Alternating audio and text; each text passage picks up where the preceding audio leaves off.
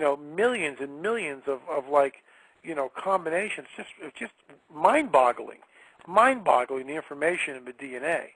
I mean, mind-boggling. If Darwin had known about that, I truly believe he would have completely withdrawn his theory, because that's all it is. It's a theory.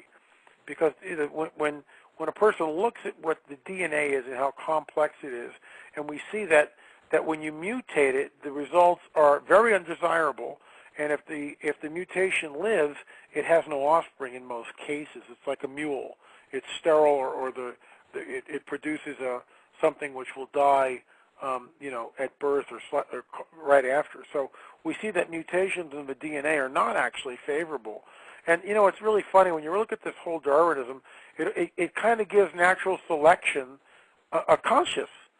Well, why would natural selection create something better? Why? You're putting our values on something which is, supposedly this random happenstance. Baloney. You see what I mean? It's like this whole thing of evolution somehow evolving and getting more complex and more complex and more complex systems from one-celled amoebas. Well, why would it do that?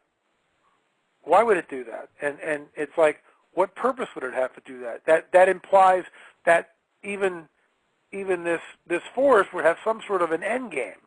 It's just mind-boggling how the Darwinists come up with this stuff. I do believe in macro or micro evolution, where certain animals will adapt to their environment. But the polar bear is still a polar bear.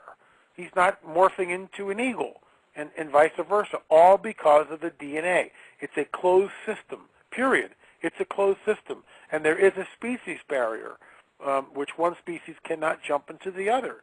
So evolution is a joke, in my opinion.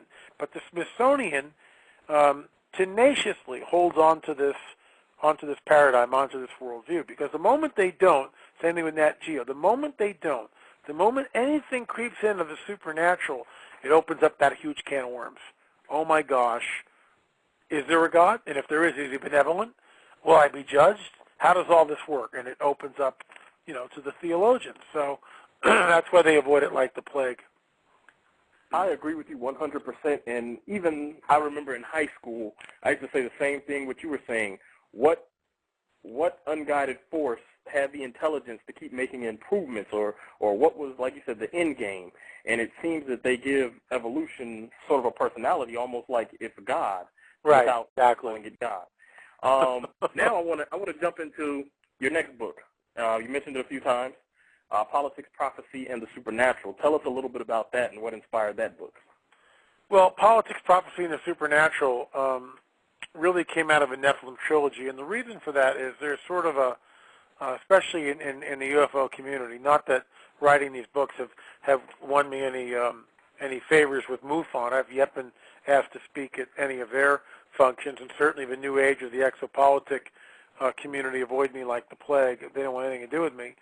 So so I'm sort of ostracized by everyone, the Christian community, MUFON, and the exopolitic crowd.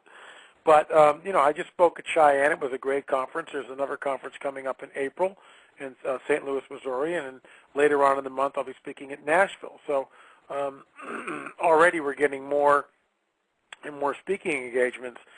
But the reason why I wrote Politics, Prophecy, and the Supernatural is because I have all this information, I mean literally years and years and years, decades of study, on the subject, and realized that many people would not look at a fictional work, i.e. the Nephilim trilogy, because it was fiction. They sort of poo-poo it and push it down. Having written both a treatise, The Alien Interviews in Politics, Prophecy, and the Supernatural, and weighing that against Nephilim trilogy, there's no comparison.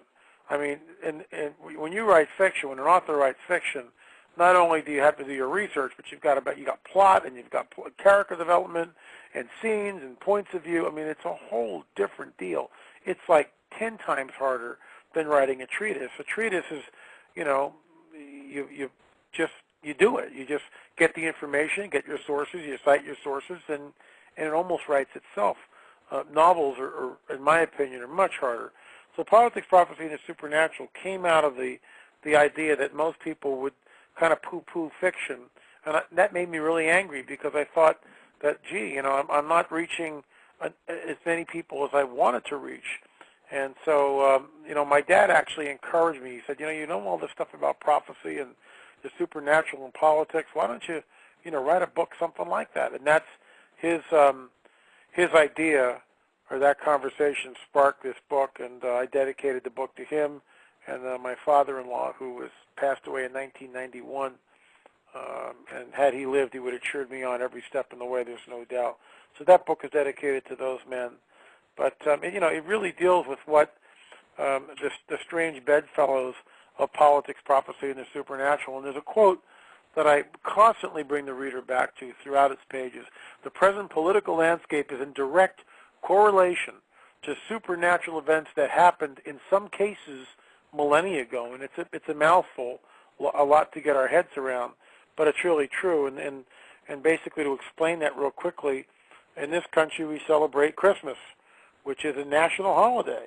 What are we celebrating? Well, some of us who know this stuff know that it's the pagan festival of Saturnalia and has really nothing to do with the birthday of Christ. But we celebrate it in this country as the birth of Christ, even though it wasn't.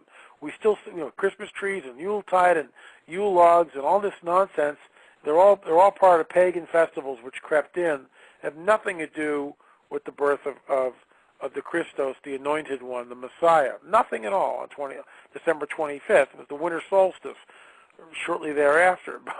But anyway, even though all that's wacky, we still celebrate the birth of Christ. That's what we celebrate in this country, for the most part. People would take issue with that. But for the most part, we're celebrating his birthday, even though it's not. So what's interesting is that is based on a supernatural event. The God-man, Yahshua, Jesus, being born of a virgin thousands of years ago, which fulfilled prophecy. I mean, we've just left Kansas. That's supernatural all the way. That is absolutely supernatural to the nines, especially when we look at all the prophecies that talk, behold, the virgin will conceive, his name will be Emmanuel. We look at all the prophecies that were talked about as coming, what he'd be like and all this. It's astounding. It's phenomenal. The bottom line is that supernatural event 2,000 years ago, almost 2,000 years ago, has colored the body politic in this country. It has. We are, despite what Mr. Obama would say, President Obama, we are still a Christian nation. There's not minarets in all over the United States, and I pray to God there never will be. It's a Christian nation, and that's what it is. And it was founded on Judeo-Christian principles, not Sharia law.